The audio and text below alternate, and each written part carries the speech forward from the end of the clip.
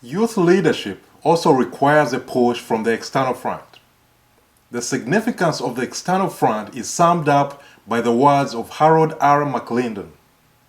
Do not follow where the path may lead. Go instead where there is no path and leave a trail.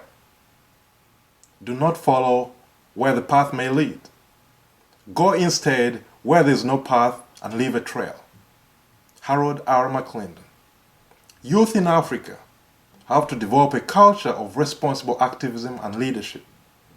Youth need to start going where there is no path and leave a trail. If youth don't fill this void at a tender age, it will be exploited for the wrong reasons, as witnessed in conflicts where young people have been mobilized and transformed into killers and even child soldiers. This phenomenon was evident in the conflicts in northern Uganda, we saw it in the Congo, and we also have seen it in Sudan. Activism creates a culture where young people feel closer to their leaders and remain actively engaged in the process. They remain actively engaged in the process rather than resorting to violence. Activism is critical. Governments have a responsibility of creating an environment which doesn't suppress activism. There's a perception in some nations and by some leaders that youth activism and activists are the enemy. Oftentimes, they have been imprisoned, they have been tortured, and they have been intimidated by some repressive regimes, creating a tense and volatile political climate. Without a medium to contribute ideas as well as participate in the civic duties, youth in the post-colonial era have often failed to constructively engage and challenge the inefficient and corrupt leadership establishment. They have failed to constructively contribute and engage in the process. As we sum up this discussion, ladies and gentlemen, the primary goal as we engage youth is first empowerment. Youth given the power to make decisions and effect change. Secondly, the need for opportunities. When opportunities are available, youth can learn leadership through action and participating in real-world experiences. And finally, sustenance, having continuity and ensuring that these skills can be put to use in the future. As we strive to emulate the achievements of youth from the glorious generations, the youth of today should follow the footsteps of the youth of past generations, the youth who fought for independence, and the youth who fought apartheid, and the youth who continue to fight poverty, to fight disease, to fight oppression, and the ever-widening disparities in our society. The bravery and sacrifices of the past generations of young Africans should serve as an inspiration for the youth of today to work hard and contribute to nation building and devising solutions for the challenges facing our nations. While the youth of past generations fought for independence, the youth of this generation should be fighting poverty and the HIV pandemic. While the youth of past generations fought apartheid, using stones and barricades against repressive forces and regimes, the youth of today can use education as a tool to address the gender and economic disparities. A young Nelson Mandela fought the evil policies of apartheid. A young Kwame Nkrumah fought for independence from colonial rule. A young Julius Nyerere fought for Tanzania's path towards freedom. A young Patrice Lumumba fought and died for Africa's freedom and nationalism. So did many others. These men worked through testing times and climbed the steepest hills and mountains so that we can live in freedom.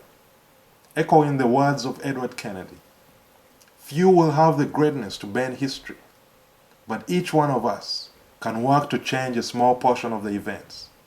And in the total of all these acts will be written the history of our generation. Few of us will have the greatness to bend history, but each one of us can work to change a small portion of the events. And in the total of all these acts will be written the history of our generation. Small raindrops can crack a rock, not from their individual strength, but from their collective action, from their persistence, by often falling. We all won't become the greatest leaders of our generation. We all won't have banners hanging to honor our achievements. However, ladies and gentlemen, through the countless small and individual acts of courage, we can change the fate of our continent. Each time one of us stands up for an ideal or acts to improve the lives of others, each time one of us speaks out against injustice, he or she sends forth a tiny ripple of hope. It is the continuous flow of ripples that builds a current which can sweep down the mightiest walls of oppression and resistance. This ripple could start from you, ladies and gentlemen, youth in Africa and youth in the diaspora. What we need are leaders, leaders among the youth, leaders who can tap the skills, the resources, the talents, and the energy from our camp across the river and build the bridge over troubled waters. As young people, it is imperative that we understand the essence of good and responsible leadership. Leadership is not about having followers. Leadership is not about power. Leadership is not about prestige. Leadership is not about victory. Leadership is about improving the lives of others. Leadership is about getting the best out of your team. Leadership is about leading and leaving no one behind. Leadership is about knowing the way, going the way, and showing the way. You all have the tools, the potential, and the skills. Have faith and believe in your abilities and talents. Have faith in yourself. Faith is taking that first step, even when you don't see the whole staircase. The words of Martin Luther King. Faith is taking that first step, even when you don't see the whole staircase. We need youth leadership in reversing brain drain, not necessarily through physical relocation, but mobility of skills and resources. We need youth leadership in promoting greater unity, solidarity, and galvanizing young Africans from Africa and the diaspora as stakeholders to work for a common strategic purpose.